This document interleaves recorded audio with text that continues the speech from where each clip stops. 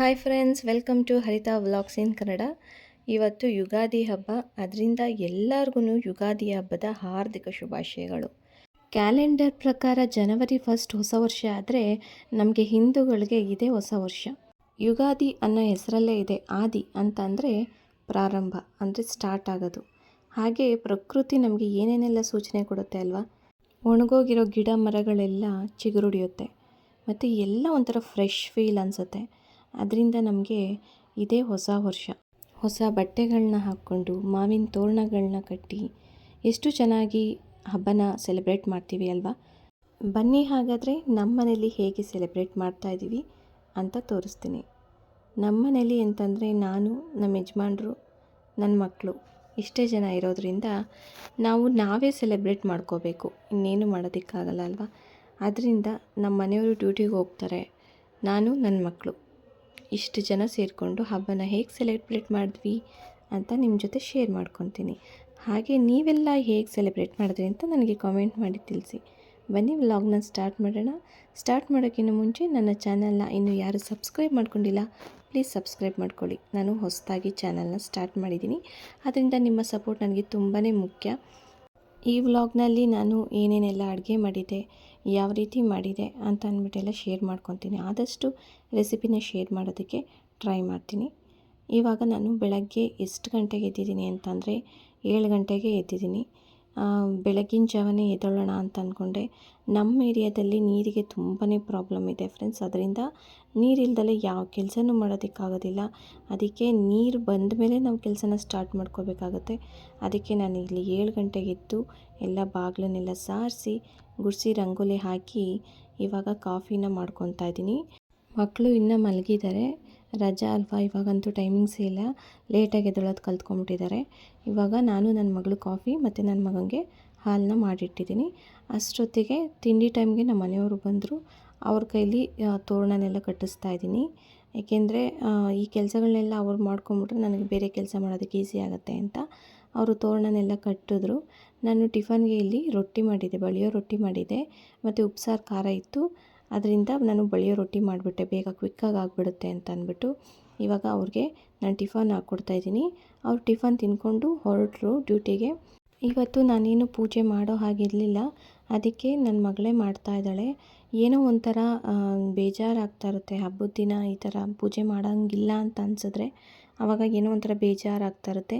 ನಮಗೆ ನಾವು ಪೂಜೆ ಮಾಡಿದ್ರೇ ಒಂಥರ ಸಮಾಧಾನ. ಮಕ್ಕಳಿಗೆ ಏನು ಗೊತ್ತಾಗುತ್ತೆ, ಮಾಡು ಅಂತಂದರೆ ಮಾಡ್ತಾರೆ ಪಾಪ, ಆದರೆ ನಾವು ಮಾಡಿದ್ರೆ ನಮಗೆ ಒಂಥರ ಚೆನ್ನಾಗಿ ಅನಿಸುತ್ತೆ. ನಾನು ಇಲ್ಲಿ ಅಡುಗೆನೆಲ್ಲ ಸ್ಟಾರ್ಟ್ ಮಾಡ್ಕೊಂಡಿದ್ದೀನಿ. ಬೇಳೆ ಬೇಯೋದಕ್ಕೆ ನೀರನ್ನು ಸಹ ಇಟ್ಟಿದ್ದೀನಿ. ಈ ಸತಿ ನಾನು ತೊಗರಿಬೇಳೆ ಹಾಕಿ ಮಾಡ್ತಾ ಇರೋದ್ರಿಂದ ಓಪನಲ್ಲೇ ಮಾಡ್ಕೊತಾ ಇದ್ದೀನಿ. ಕಡಲೆಬೇಳೆ ಆಗಿದ್ದರೆ ಒಂದು ವಿಷಲ್ ಕೂಗಿಸ್ಕೊಂಡ್ರೆ ಇದ್ರೆ ಆಗೋದು, ಆದರೆ ನಾನಿಲ್ಲಿ ತೊಗರಿಬೇಳೆಯಿಂದ ಮಾಡ್ತಾ ಇರೋದ್ರಿಂದ ಓಪನಲ್ಲೇ ಮಾಡ್ತಾಯಿದ್ದೀನಿ. ಈ ಬಟ್ಲಲ್ಲಿ ನಾನು 3 ಬಟ್ಲಷ್ಟು ತೊಗರಿಬೇಳೆನ ಹಾಕ್ಕೊಂಡಿದ್ದೀನಿ. ಸ್ವಲ್ಪ ಎಣ್ಣೆ, ಒಂಚೂರು ಅರಿಶಿನ ಹಾಕ್ಬಿಟ್ಟು ಬೇಯೋದಕ್ಕೆ ಇಟ್ಟಿದ್ದೀನಿ. ಇಲ್ಲಿ ನನ್ನ ಮಗಳೂ ಸಹ ಪೂಜೆ ಎಲ್ಲ ಮಾಡಾದಮೇಲೆ ಮಂಗಳಾರತಿನ ತಂದು ಕೊಡ್ತಾ ಇದ್ದಾಳೆ. ನಾನು ದೇವರಿಗೆ ಕೈ ಮುಕ್ಕೊಂಡು ಮತ್ತೆ ನಾನು ಅಡುಗೆ ಮಾಡೋದಕ್ಕೆ ಹೊರಟೆ. ಈಗ ಬೇಳೆ ಬೇಯ್ತಾ ಇದೆ. ಇಲ್ಲಿ ನಾನು ಕಣಕ ರೆಡಿ ಮಾಡ್ಕೊಳ್ಳೋದಕ್ಕೆ ಅಂತ ಅಂದ್ಬಿಟ್ಟು ಮೈದಾ ಹಿಟ್ಟು, ಸ್ವಲ್ಪ ಅರಿಶಿನ, ಒಂದು ಚಿಟಿಕೆಯಷ್ಟು ಉಪ್ಪನ್ನು ಆ್ಯಡ್ ಮಾಡಿಕೊಂಡು ಕಲಿಸ್ಕೊತಾ ಇದ್ದೀನಿ. ಜೊತೆಗೆ ನನ್ನ ಮಗನೂ ಸೇರಿಕೊಂಡಿದ್ದಾನೆ. ನಾನು ಕಲಿಸ್ತೀನಿ ಅಂತಿದ್ದ, ಬಟ್ ನೀನು ಇನ್ನೂ ದೊಡ್ಡವನಾಗಬೇಕು, ಸುಮ್ಮನಿರಪ್ಪ, ನನಗೆ ಬರಲ್ಲ ಅಂತ ಹೇಳಿಕೊಂಡು ನಾನು ಕಲಿಸ್ತಾ ಇದ್ದೆ. ನನ್ನ ಮಗಳೂ ಮಾಡ್ತೀನಿ ಅಮ್ಮ, ಏನಾದರೂ ಕೊಡು ಅಂತ ಹೇಳ್ತಾ ಇದ್ಲು. ನಿನಗೂ ಇದೇ ಕೆಲಸಗಳು ಕೊಡ್ತೀನಿ ಅಂತ ಅಂದ್ಬಿಟ್ಟು ಹೇಳ್ತಾ ಇದ್ದೆ. ಏಕೆಂದರೆ ಒಬ್ಬರೇ ಮಾಡೋದಕ್ಕೆ ಲೇಟ್ ಆಗಿಬಿಡುತ್ತೆ. ಆಲ್ರೆಡಿ ಲೇಟ್ ಆಗಿಬಿಟ್ಟಿತ್ತು. ಟಿಫನ್ ತಿಂದ್ಕೊಂಡು ನಾನು ಅಡುಗೆನ ಸ್ಟಾರ್ಟ್ ಮಾಡ್ಕೊಂಡಿದ್ದು. ನಾನು ದೇವ್ರಿಗೇನು ಇಡ್ತಾಯಿಲ್ಲ, ಬರೀ ಬಾಳೆಹಣ್ಣು ಅಷ್ಟೇ ನೈವೇದ್ಯಕ್ಕೆ ಇಟ್ಟಿದ್ದು. ಏಕೆಂದರೆ ನಾನು ಮಾಡ್ತಾ ಇರೋದ್ರಿಂದ ದೇವ್ರಿಗೇನು ಇಡೋಕ್ಕಾಗಲಿಲ್ಲ. ಆದರೆ ಹಬ್ಬ ಅಂತಂದ್ಬಿಟ್ಟು ಮನೇಲಿ ಮಕ್ಕಳಿದ್ದಾರೆ, ಅವ್ರು ತಿಂತಾರೆ ಅಂತಂದ್ಬಿಟ್ಟು ನಾನು ಹಬ್ಬದ ಅಡುಗೆನ ಮಾಡ್ತಾಯಿದ್ದೆ. ಆಮೇಲೆ ನಾನು ಕಣಕ ಎಲ್ಲ ಕಲಿಸ್ಕೊಂಡಾದಮೇಲೆ ಇಲ್ಲಿ ತೊಗರಿಬೇಳೆನೂ ಸಹ ಬೆಂದಿದೆ. ಈಗ ಇದನ್ನು ಸ್ಟವ್ ಆಫ್ ಮಾಡ್ಕೊಂಡ್ಬಿಡ್ತೀನಿ. ನನ್ನ ಮಗ ಏನಾದರೂ ಕೆಲಸ ಕೊಡಮ್ಮ ನನಗೂ ಅಂತ ಹೇಳ್ತಾ ಇದ್ನಲ್ಲ, ಅದರಿಂದ ನೀನು ಬೆಲ್ಲ ಕೊಟ್ಬಿಡು ಅಂತ ಅಂದ್ಬಿಟ್ಟು ಅವನ ಕೈಲಿ ಕೊಟ್ಟಿದ್ದೀನಿ. ಅದಕ್ಕೆ ಕೊಡ್ತಾ ಇದ್ದಾನೆ.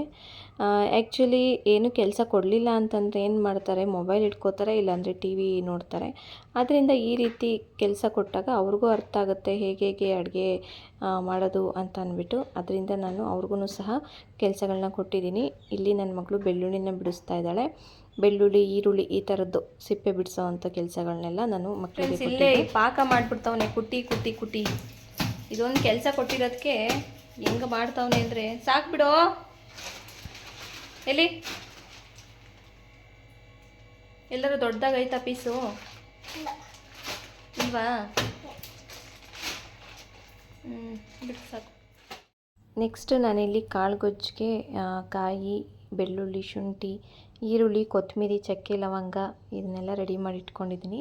ಇದಕ್ಕೆ ಸ್ವಲ್ಪ ಮಟನ್ ಸಾರು ಪುಡಿ ಹಾಕ್ಕೊಂಡ್ರೆ ಕಾಳುಗೊಜ್ಜು ಮಸಾಲೆ ರೆಡಿಯಾಗುತ್ತೆ.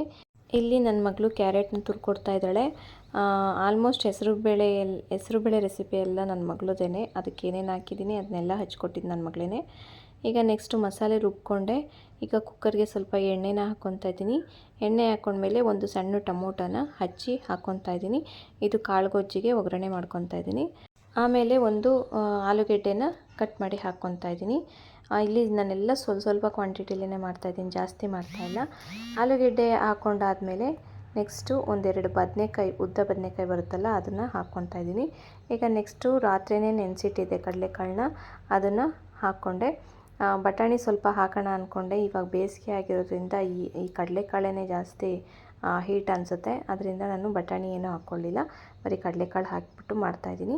ಈಗ ನೆಕ್ಸ್ಟ್ ಅದನ್ನು ಸ್ವಲ್ಪ ಹೊತ್ತು ಹುರ್ಕೊಂಡಾಗಿದ್ಮೇಲೆ ಮಸಾಲೆನ ಹಾಕ್ಕೊತಾ ಇದ್ದೀನಿ. ಮಸಾಲೆನ 2 ನಿಮಿಷ ಹುರ್ಕೊಂಡಾದಮೇಲೆ ಕಾಶ್ಮೀರಿ ಚಿಲ್ಲಿ ಪೌಡ್ರನ್ನ ಸ್ವಲ್ಪ ಹಾಕ್ಕೊತಾ ಇದ್ದೀನಿ. ಹಾಕ್ಕೊಂಡಾದಮೇಲೆ ಎಷ್ಟು ನಮಗೆ ನೀರು, ಅದು ಬೇಯೋದಕ್ಕೆ ಎಷ್ಟು ಬೇಕೋ ಅಷ್ಟು ಸ್ವಲ್ಪ ನೀರನ್ನು ಆ್ಯಡ್ ಮಾಡಿಕೊಂಡು ರುಚಿಗೆ ತಕ್ಕಷ್ಟು ಉಪ್ಪನ್ನು ಹಾಕಿ ನೋಡಿ ಈ ಹದಕ್ಕೆ ನಾನು ಮಾಡ್ಕೊಂಡಿದ್ದೀನಿ. ಏಕೆಂದರೆ ಅದು 1-2 ವಿಷಲ್ ಕೂಗ್ಸಾದ್ಮೇಲೆ ಸ್ವಲ್ಪ ಗಟ್ಟಿಗಾಗುತ್ತೆ, ಅದರಿಂದ ಸಾಕಾಗುತ್ತೆ. ಈಗ ನೆಕ್ಸ್ಟು ನಾನಿಲ್ಲಿ ಬೇಳೆನೆಲ್ಲ ಬಸ್ಕೊಂಡಿದ್ದೆ, ತೊಗರಿಬೇಳೆ ಒಬ್ಬಟ್ಟಿಗೆ. ಇವಾಗ ಅದೇ ಪಾತ್ರೆಗೆ ನಾನು ಬೇಳೆನ ಹಾಕ್ಕೊತಾ ಇದ್ದೀನಿ. 3 ಕಪ್ಪು ತೊಗರಿಬೇಳೆಗೆ ನಾನು ಇಲ್ಲಿ 3 ಕಪ್ಪಷ್ಟು ಬೆಲ್ಲನ ಹಾಕ್ಕೊತಾ ಇದ್ದೀನಿ. ಪುಡಿ ಮಾಡಿಬಿಟ್ಟು ಬೆಲ್ಲನ ಸೇರಿಸ್ಕೊಂಡೆ. ಹಾಗೆ 2 ಕಪ್ಪಷ್ಟು ನಾನು ತೆಂಗಿನಕಾಯಿ ತುರಿನ ಹಾಕ್ಕೊಂಡು ಇವಾಗ ಅದನ್ನು ಹುರ್ಕೊತಾ ಇದ್ದೀನಿ. ಚೆನ್ನಾಗಿ ಒಂದು ಮೀಡಿಯಮ್ ಫ್ಲೇಮಲ್ಲೇ ಇಟ್ಕೊಂಡು ಅದನ್ನು ಹುರ್ಕೋಬೇಕು. ಸ್ಟೀಲ್ ತಪ್ಪಲೆ ಆಗಿರೋದ್ರಿಂದ ಬೇಗ ಸೀದ್ಬಿಡುತ್ತೆ, ಅದಕ್ಕೆ ಅದನ್ನು ಸಿಮ್ಮಲ್ಲೇ ಇಟ್ಕೊಂಡು ಹುರ್ಕೋಬೇಕು. ಇಲ್ಲಿ ಬೇಳೆಕಟ್ಟನ್ನು ಸಹ ತೆಗೆದಿಟ್ಕೊಂಡಿದ್ದೀನಿ. ಈಗ ಈ ಬೇಳೆಕಟ್ಟನ್ನು ನಾನು ತಪ್ಪಲೆಗೆ ಟ್ರಾನ್ಸ್ಫರ್ ಮಾಡಿಕೊಂಡು ಇವಾಗ ಒಬ್ಬಟ್ಟಿನ ಸಾರಿಗೆ ರೆಡಿ ಮಾಡ್ಕೊತಾ ಇದ್ದೀನಿ. ಸ್ವಲ್ಪ ಕಾಯಿ ತುರಿ, ಅದೇ ಬೇಳೆಕಟ್ಟಿಗೆ ಸ್ವಲ್ಪ ಕಾಯಿ ತುರಿ ಹಾಕಿದೆ. ಹಾಗೆ ನೆಕ್ಸ್ಟ್ 2 ಟೊಮೊಟೊನ ರುಬ್ಕೊಂಡು ಈ ಬೇಳೆಕಟ್ಟಿಗೆ ಸೇರಿಸ್ಕೊತಾ ಇದ್ದೀನಿ. ಇದು ಒಬ್ಬಟ್ಟಿನ ಸಾರಿಗೆ ನಾನು ರುಬ್ಬಾಕ್ಬಿಟ್ಟು ಮಾಡ್ತಾಯಿಲ್ಲ, ಹಾಗೆ ಮಾಡ್ತಾಯಿದ್ದೀನಿ. ಹೇಗೆ ಮಾಡ್ತೀನಿ ಅಂತ ತೋರಿಸ್ತೀನಿ. ನೆಕ್ಸ್ಟ್ ಇಲ್ಲಿ ಇದು ಒಂದು ಕುದಿ ಬರಬೇಕು. ಕುದ್ದಾದಮೇಲೆ ಏನು ಮಾಡಬೇಕು ಅಂತಂದರೆ, ಬೇಕಾದರೆ ನೀವು ಸ್ವಲ್ಪ ನೀರನ್ನು ಆ್ಯಡ್ ಮಾಡ್ಕೋಬೋದು, ಇನ್ನೊಂದು ಸ್ವಲ್ಪ ತೆಳ್ಳಗೆ ಬೇಕು ಅಂತ ಅನಿಸಿದ್ರೆ. ಈಗ ಅದಾದಮೇಲೆ ನಾನಿಲ್ಲಿ 3 ಟೇಬಲ್ ಸ್ಪೂನಷ್ಟು ಮಸಾಲೆ ಪುಡಿನ, ಸಾಂಬಾರು ಪುಡಿನ ಹಾಕ್ತಾಯಿದ್ದೀನಿ. ಈಗ ಖಾರಕ್ಕೆ ಸ್ವಲ್ಪ ಖಾರದ ಪುಡಿನ ಹಾಕಿದೆ. ಈಗ ಎಲ್ಲ ಮಿಕ್ಸ್ ಮಾಡಿಬಿಟ್ಟು ಬೇಗ ಕ್ವಿಕ್ಕಾಗಿ ಆಗೋಗ್ಬಿಡುತ್ತೆ. ತುಂಬ ತಿನ್ನೋದಕ್ಕೂ ತುಂಬ ಚೆನ್ನಾಗಿರುತ್ತೆ ರುಬ್ಬಾಕಿ ಮಾಡೋದಕ್ಕಿಂತ. ಈಗ ರುಚಿಗೆ ತಕ್ಕಷ್ಟು ಉಪ್ಪನ್ನು ಆ್ಯಡ್ ಮಾಡಿ ಈಗ ಕುದಿಯೋದಕ್ಕೆ ಅಲ್ಲಿ ಪಕ್ಕದಲ್ಲಿ ಇಟ್ಟಿದ್ದೀನಿ. ಈಗ ನೆಕ್ಸ್ಟು ಸಾಂಬಾರಿಗೆ ಒಗ್ಗರಣೆಗೆ ಇಲ್ಲಿ ನಾನು ಸ್ವಲ್ಪ ಎಣ್ಣೆನ ಹಾಕ್ಕೊಂಡೆ. ಎಣ್ಣೆ ಕಾದ್ಮೇಲೆ ಸಾಸಿವೆ, ನಂತರ ಜೀರಿಗೆ ಸ್ವಲ್ಪನ ಹಾಕ್ಕೊತಾ ಇದ್ದೀನಿ. ನೆಕ್ಸ್ಟು ಜಜ್ಜಿರೋಂಥ ಬೆಳ್ಳುಳ್ಳಿ, ಇದೇ ಮೇಯ್ನ್ ಒಗ್ಗರಣೆ ಬೇಕಾಗಿರೋ ಸಾಂಬಾರಿಗೆ. ಜಜ್ಜಿರೋಂಥ ಬೆಳ್ಳುಳ್ಳಿನ ಹಾಕ್ಕೊಂಡೆ. ಅದು ಸ್ವಲ್ಪ ರೋಸ್ಟ್ ಆದಮೇಲೆ ಕರಿಬೇವಿನ ಸೊಪ್ಪನ್ನು ಹಾಕ್ಕೊಂಡೆ. ಒಣಮೆಣ್ಸಿನ್ಕಾಯಿ ಹಾಕ್ಕೋಬೋದಾಗಿತ್ತು, ನಾನು ಒಣಮೆಣ್ಸಿನ್ಕಾಯಿ ಇರಲಿಲ್ಲ, ಅದರಿಂದ ನಾನು ಸ್ಕಿಪ್ ಮಾಡಿದ್ದೀನಿ. ಬೇಕಾದರೆ ಹಾಕ್ಕೋಬೋದು. ಇವಾಗ ಒಗ್ಗರಣೆನ ಸಾಂಬಾರಿಗೆ ಹಾಕಿದ್ದೀನಿ. ಜಾಸ್ತಿ ಜನ ಇದ್ದಾಗ ರುಬ್ಬಾಕ್ಬಿಟ್ಟು ಮಾಡಿದ್ರೆ ಸಾರು ಒದಗುತ್ತೆ. ಬಟ್ ಇಲ್ಲಿ ನಾವೇ ಇರೋದ್ರಿಂದ ಸಾಕಾಗುತ್ತೆ ಇಷ್ಟು ಸಾರು. ನಾಳೆ ಹೊಸತಡ್ಕು ಬೇರೆ ಇರೋದ್ರಿಂದ ಈ ರೀತಿ ಸಾಂಬಾರು ಮಾಡಿಕೊಂಡ್ರೆ ಮಿಕ್ಕೋದಿಲ್ಲ, ಅದರಿಂದ ನಾನು ಇಷ್ಟು ಸಾಂಬಾರನ್ನ ಮಾಡ್ಕೊಂಡಿದ್ದೀನಿ. ನೆಕ್ಸ್ಟ್ ಇದಕ್ಕೆ ಒಂದು ನಿಂಬೆಹಣ್ಣಿನ ಗಾತ್ರದಷ್ಟು ಹುಣಸೆಹಣ್ಣು ನೆನೆಸಿದೆ. ಇವಾಗ ಹುಣಸೆಹಣ್ಣಿನ ರಸನೂ ಹಾಕಿ ಚೆನ್ನಾಗಿ ಕುದಿಸಿ ಸ್ವಲ್ಪ ಕೊತ್ತಂಬರಿ ಸೊಪ್ಪನ್ನ ಆ್ಯಡ್ ಮಾಡಿಕೊಂಡು ಕುದಿಸ್ಕೊತಾ ಇದ್ದೀನಿ. ಯಾಕಂದರೆ ಫ್ಲೇವರ್ ಚೆನ್ನಾಗಿರುತ್ತೆ ಲಾಸ್ಟಲ್ಲಿ ಹಾಕಿದ್ರೆ. ಈಗ ಒಂದು ಸ್ವಲ್ಪ ಹೂರಣನ, ನಾನು ಒಬ್ಬಟ್ಟಿನ ಹೂರಣ ಏನಿಟ್ಟಿದ್ನಲ್ಲ ಅದನ್ನು ಸೇರಿಸ್ಕೊತಾ ಇದ್ದೀನಿ. ಒಬ್ಬಟ್ಟಿನ ಸಾರು ರೆಡಿ ಆಯಿತು. ಈಗ ನೆಕ್ಸ್ಟ್ ನನ್ನ ಹೆಸರುಬೇಳೆಗೆ ಇಲ್ಲಿ ಹೆಸರುಬೇಳೆ ತೊಳೆದ್ಬಿಟ್ಟು ಇಟ್ಟಿದ್ದೀನಿ, ನೆನೆಸಿಲ್ಲ, ತೊಳೆದಿದ್ದೀನಿ ಅಷ್ಟೇ. ಈಗ ಇದಕ್ಕೆ ನಾನು ಸೌತೆಕಾಯಿನ ಹಾಕ್ಕೊತಾ ಇದ್ದೀನಿ. ನಾನು ಏನಕ್ಕೆ ನೆನೆಸಿಲ್ಲ ಅಂದರೆ, ಈ ಸೌತೆಕಾಯಿ ನೀರಲ್ಲೇ ಅದು ನೆನ್ಕೊಂಡ್ರೆ ತುಂಬ ಚೆನ್ನಾಗಿ ಅನಿಸುತ್ತೆ. ಅದರಿಂದ ನಾನಿಲ್ಲಿ 2 ಸೌತೆಕಾಯಿನ ಇಲ್ಲಿ ಸೇರಿಸ್ಕೊತಾ ಇದ್ದೀನಿ. ಬೇಸಿಗೆ ಆಗಿರೋದ್ರಿಂದ ಹೆಸರು ಬೇಳೆಗೆ ಜಾಸ್ತಿ ಸ್ವಲ್ಪ ಸೌತೆಕಾಯಿ ಇರಲಿ ಅಂತ ಅಂದ್ಬಿಟ್ಟು ನಾನು ಸೌತೆಕಾಯಿ ಜಾಸ್ತಿ ಹಾಕ್ಕೊಂಡಿದ್ದೀನಿ. ಹಾಗೆ 2 ಕ್ಯಾರೆಟ್ ತುರಿನ ಹಾಕ್ಕೊತಾ ಇದ್ದೀನಿ. ನೆಕ್ಸ್ಟು ಸ್ವಲ್ಪ ಕೊತ್ತಂಬರಿ, ಹಾಗೆ ಒಂದು ಹಸಿರು ಮೆಣಸಿನ್ಕಾಯಿನ ಸಣ್ಣದಾಗಿ ಕಟ್ ಮಾಡಿ ಹಾಕ್ಕೊಂಡೆ. ಈಗ ಕಾಯಿ ತುರಿ ಹಾಕಿದೆ. ಈಗ ಹೆಸರುಬೇಳೆ ರೆಡಿ ಆಗುತ್ತೆ. ಲಾಸ್ಟಲ್ಲಿ ಆಮೇಲೆ ಬೇಕಾದರೆ ನಾವು ಉಪ್ಪನ್ನ ಆ್ಯಡ್ ಮಾಡ್ಕೋಬೋದು. ನೆಕ್ಸ್ಟ್ ಇಲ್ಲಿ ನಾನು ಕಾಯಿ ಹಲ್ಗೆ ರುಬ್ಕೊಂಡಿದ್ದೀನಿ. ಕಾಯಿ ಮತ್ತು ಹುರ್ಗಡ್ಲೆ, ಏಲಕ್ಕಿ ಇಷ್ಟನ್ನು ಹಾಕಿ ರುಬ್ಕೊಂಡಿದ್ದೀನಿ. ಈಗ ಇಲ್ಲಿ ನೋಡಿ ಹೂರಣಕ್ಕೆ ಬೇಳೆ ಸಹ ಹುರ್ಕೊಂಡಿದ್ದಾಗಿದೆ. ತಣ್ಣಗೂ ಆಗಿದೆ. ಇವಾಗ ನಾನು ಇಲ್ಲಿ ಹೂರಣನ ರುಬ್ಕೊಂಡ್ಬಿಡ್ತೀನಿ. ನೋಡಿ ಹೂರಣ ರೆಡಿ ಆಯಿತು. ನಾನು ಕ್ವಿಕ್ಕಾಗಿ ತೋರಿಸ್ತಾ ಇದ್ದೀನಿ ಫ್ರೆಂಡ್ಸ್. ಹಬ್ಬದ ದಿನ ಬೇಗ ಬೇಗ ವಿಡಿಯೋ ಮಾಡ್ಕೊಳ್ಳೋದಕ್ಕಾಗಲ್ಲ. ಅದಕ್ಕೆ ಏನು ನಾನು ಕ್ಲಿಪ್ಪಿಂಗ್ಸ್ ತಗೊಂಡಿದ್ದೀನಿ ಅದನ್ನು ನಿಮ್ಮ ಜೊತೆ ಶೇರ್ ಮಾಡ್ಕೊತಾ ಇದ್ದೀನಿ. ಒಬ್ಬಟ್ಟು ಇಲ್ಲಿ ತಟ್ಕೊಂಡು ನಾನಿವಾಗ ಸುಟ್ಕೊಂಡೆ. ಒಬ್ಬಟ್ಟು ಸಹ ರೆಡಿ ಆಯಿತು. ನಿಮಗೆ ಗೊತ್ತಿರೋ ಹಾಗೆ ಹಬ್ಬದ ದಿನ ವಿಡಿಯೋ ಮಾಡಿಕೊಂಡು ಮಾಡೋದಕ್ಕಾಗಲ್ಲ. ಆದಷ್ಟು ನಾನು ಕವರ್ ಮಾಡೋದಕ್ಕೆ ಟ್ರೈ ಮಾಡಿದ್ದೀನಿ. ನೆಕ್ಸ್ಟ್ ಇಲ್ಲಿ ಚಿತ್ರಾನ್ನದ ಗೊಜ್ಜನ್ನ ಮಾಡಿಕೊಂಡೆ. ಚಿತ್ರಾನ್ನದ ಗೊಜ್ಜು ರೆಸಿಪಿನೂ ನಿಮ್ಮ ಜೊತೆ ಶೇರ್ ಮಾಡ್ಕೊಳ್ಳೋದಕ್ಕಾಗಲಿಲ್ಲ.